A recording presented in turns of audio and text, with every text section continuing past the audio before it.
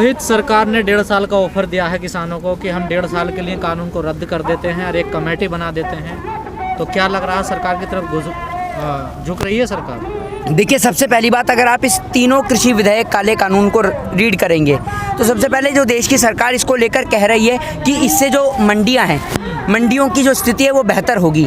असल में अगर आप तीनों काले कानून को अच्छी तरीके से रीड करें तो मंडियों का तो इसमें कहीं से कहीं तक कोई जिक्र ही नहीं है, ठीक है ना। तो पहली बात सरकार की यहाँ गलत हो जाती है। दूसरी बात, देश की सरकार ने नोटबंदी लाने से पहले ये देश नोटबंदी जीएसटी को पूर्ण रूप से भुगत चुका है। जब नोटबंदी लाई गई थी तो लाखों मासूम जान इस नोटबंदी के तहत चली गई थी। देश के तमाम वो लोग जो दिन प्रतिदिन कमाते हैं अपना और अपने परिवार का घर का खर्चा चलाते हैं, उन लोगों की आजीविका पूर्ण रूप से समाप्त हो चुकी थी। रातों रात जीएसटी लाई गई। आपसे एक प्रश्न करना चाहता हूँ, क्या जीएसटी लाने के बाद देश की जीडीपी में, देश की इकोनॉमी में कोई फ़ायदा हुआ? आपको देश की इकोनॉमी आज बढ़ती हुई नज़र आई? डेड हो चुकी है देश की इकोनॉमी। आज देश की वो हालत है कि भारत देश के अंदर तमाम कंपनियां बेची जा रही हैं। तमाम बड़ी बड़ी कंपनियां, चाहे वो BSNL हो, MTNL हो, एयर इंडिया हो, चाहे तमाम तरीके की कंपनियां हो, वो बेची जा रही हैं। और उसके बाद सिर्फ एक ही उद्योगपति के हाथ में, चाहे वो आप अंबानी कह लें चाहे अडानी कह लें, सिर्फ 2 ही उद्योगपतियों के हाथ में पूरे देश की तकदीर थमाई जा रही है। यही सेम प्रोसेस देश के किसान के लिए लाया गया। देश के किसान को भी जो है वो बंधुआ मजदूर बनाने की कोशिश की गई। एक बात मुझे आप बताइए, देश के किसान से एक सौदा कर लिया जाएगा कि अगर आपकी ज़मीन आपको 50 रुपये में आप दे रहे हैं देश के किसान को, तो चाहे वो ज़मीन से 50 करोड़ पैदा करें, चाहे 50 लाख पैदा करें, चाहे 50 रुपये ही पैदा करें, लेकिन देश के किसान को मिलना 50 रुपये ही है। दूसरी बात, इस काले कानून से देश की सरकार ये भी नहीं पता लगा पाएगी कि आखिर किसने और कितनी जमाखोरी कर रखी है और कहाँ कर रखी है, क्योंकि गवर्नमेंट के पास कोई राइट नहीं रहेगा। तो आप देश के किसान को उसी के खेत में कैसे बंधुआ मजदूर बना सकते हैं? दूसरी बात, इस देश की कौन सी कमेटी को आप गठित करेंगे?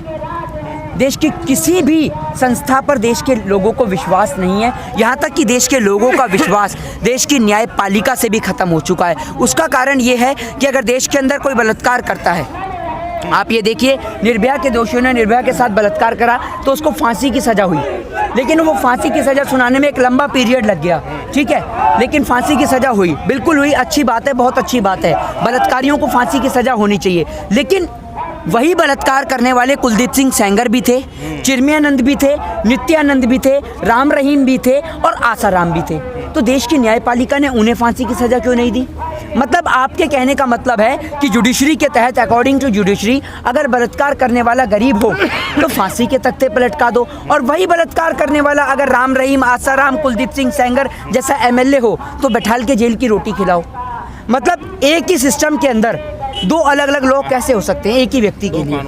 कैसे हो सकते हैं आप? मुझे ये बताइए ना। तो देश की जुडिशरी पे कैसे बिलीव होगा? दूसरी बात, जब देश के किसान दिल्ली, भारत देश की राजधानी दिल्ली के अंदर एंटर करते हैं तो उनको रोकने के लिए देश की सरकार कटीले तार लगवाती है, उनको रोकने के लिए कोबरा वायर्स का प्रयोग करती है, वाटर कैनन का प्रयोग करती है, आंसू गैस के गोलों का प्रयोग करती है। अकॉर्डिंग टू आर्टिकल 19, अगर आप रीड करें आर्टिकल 19 को, तो देश का संविधान आपको और मुझे आज़ादी देता है प्रोटेस्ट करने की शांतिपूर्ण तरीके से। जब देश के किसान ने किसी सरकारी संपत्ति को हानि नहीं पहुंचाई, किसी तरीके का हथियार उनके हाथ में नहीं, कोई चाकू नहीं, कोई पिस्टल नहीं, कोई बंदूक नहीं, कोई कट्टा नहीं, कोई पत्थर नहीं, कोई तीर नहीं, कोई भाले नहीं, तो अकॉर्डिंग टू लॉ आर्टिकल 19 का आपने कैसे उल्लंघन कर दिया जो आपने देश के किसान को प्रोटेस्ट करने की आज़ादी नहीं दी? और एक बात मुझे बताइए, देश के अंदर रामलीला मैदान बनाए गए हैं, तमाम तरीके के मैदान, जंतर मंतर जैसी जगह, वो किस लिए बनाई गई हैं? वो प्रोटेस्ट करने के लिए बनाई गई हैं। रामलीला मैदान कोई शादी फंक्शन के समारोह के लिए तो बनाई नहीं गई है ना। सरकार कह रही इतनी कैपेसिटी नहीं है ना जंतर मंतर के, रामलीला मैदान की जितनी जनसंख्या में किसान आ गए हैं। एक बात मुझे बताइए, देश के प्रधान, नहीं एक मिनट, अरे लॉ एंड ऑर्डर बिल्कुल निश्चित तौर पर खराब हो सकता है। आपके लॉ एंड ऑर्डर की मैं बताता हूँ, आपकी जब गवर्नमेंट के ही लोग, आपके नेता जब आपके लॉ एंड ऑर्डर्स की धज्जियाँ उड़ाते हैं तब आपके लॉ एंड ऑर्डर समझ में नहीं आते। लॉ एंड ऑर्डर्स क्या आपको इस बात की परमिशन देता है कि आप एक बेटी के साथ, एक बहन के साथ में बलात्कार करो? तब आपके लॉ एंड ऑर्डर्स की धज्जियां नहीं उड़ती। जब आपके नेता रातों को सड़कों पर प्रोटेस्ट करते हैं, सरकारी संपत्तियों को तोड़ते हैं, तब आपके लॉ एंड ऑर्डर्स की धज्जियां नहीं उड़ती। बस के अंदर अगर आप एक सीट को फाड़ दें तो आपको पुलिस उठाकर अरेस्ट कर देती है क्योंकि आपने सरकारी संपत्ति को नुकसान पहुंचाया। मतलब अगर आप एक बस की गद्दी को फाड़ दें तो आपको अरेस्ट किया जा सकता है, लेकिन आप बिना पूछे उस सरकारी संपत्ति को बेच दें तब आपके खिलाफ कोई कार्रवाई नहीं होगी। तब आपका लॉ एंड ऑर्डर कहाँ चला जाता है? मोहित, ये जो सरकार ने कहा है कि 1 से 1.5 साल तक के लिए हम इसे होल्ड पर रख देते हैं इस बिल को, तो क्या ये सरकार ये चाह रही है कि 1.5 साल के अंदर जो 5-6 राज्यों में चुनाव होने हैं बिल्कुल गवर्नमेंट चाहती है कि शांतिपूर्ण तरीके से देश के किसान का मसला हम शांत कर दें, उसके बाद हम एक बार बंगाल का चुनाव देख लें, यूपी का चुनाव देख लें और दिल्ली के अंदर होने वाले काउंसलर के इलेक्शन को देख लें। इन तमाम इलेक्शंस को जीतने के बाद देश की सरकार वापस से इस प्रोटेस्ट को शुरू करेगी। ये इस बात की गवर्नमेंट ने खुद ही कह दिया है कि 1.5 साल तक का हम आपको इसको होल्ड कर देते हैं। होल्ड करने का मतलब क्या होता है? सरकार हमें यूं तो दिलासा नहीं दे रही कि भाई हम इसको लागू नहीं करेंगे। देश के किसान ने नहीं, आप एक बात मुझे बताइए ना, इस आंदोलन के चलते कई माओं ने अपने बच्चों को खो दिया, इतने सारे 100 से ज़्यादा किसान भाई शहीद हो गए। अगर देश के किसान को सरकार को इस कानून को होल्ड ही करना था तो पहले होल्ड कर देती। मतलब 100 किसानों की जान जो गई वो व्यर्थ गई क्या? तो ऐसे कैसे उठ जाएगा देश का किसान? नहीं, अगर 1.5 साल के लिए होल्ड पे मान जाते हैं किसान, तो इसका मतलब तो तय है कि किसानों ने मान लिया कि 1.5 साल बाद यही जो बिल है ये लागू हो जाएगा फिर तो। बिल्कुल, देखिए रोज रोज देश के किसान के पास रोज रोज देश के किसान के पास समय नहीं है और इतना फालतू नहीं है देश का किसान कि यहाँ आकर अपनी जान को गंवाएगा।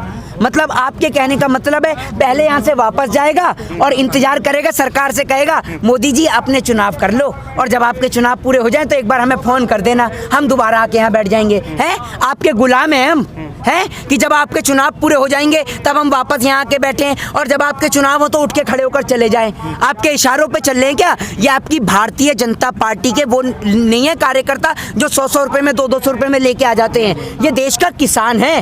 होल्ड की बात को त्यागिए और इस काले कानून को वापस लेने की बात करिए। हाँ, होल्ड पे नहीं कि आपके चुनाव के लिए आपको समय दे दिया जाए। सरकार ये भी कह रही है ना कि जो किसान हमारे समर्थन में, उनका भी तो सम्मान करना चाहिए।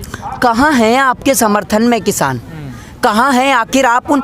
चलो ठीक है, आप एक काम करिए ना, एक आमने सामने की सभा करने के लिए रेडी होइए और आप कहते हैं तो मैं प्रधानमंत्री और राष्ट्रपति दोनों को लेटर भी लिखता हूँ और लेटर में लिख के एक खास बात के लिए मेंशन करता हूँ कि माननीय प्रधानमंत्री महोदय, आपके साथ वाले किसान जो आपको समर्थन दे रहे हैं, आप उनको लेकर रामलीला मैदान के अंदर आइए और एक और अपने साथ अपने पत्तल चाट पत्रकारों को बिठाइए और एक और आप भी बैठिए। आपके पास कुछ ज़्यादा ही ज्ञान है क्योंकि इस कृषि काले कानून बिल को लेकर, क्योंकि आपने 1950 से लेकर 1960 का एक्ट रीड नहीं करा है जो अमेरिका और यूरोप के अंदर इस काले कानून को लेकर लगा था। आपने 2006 के अंदर APMC एक्ट नहीं रीड करा बिहार का। तो इसीलिए अगर आप में इतना ही दिमाग है तो आइए ना रामलीला मैदान में, एक और आपके पत्तल चाट पत्रकार बैठेंगे, दूसरी ओर देश के कृषि कानून को लेकर देश के किसान बैठेंगे।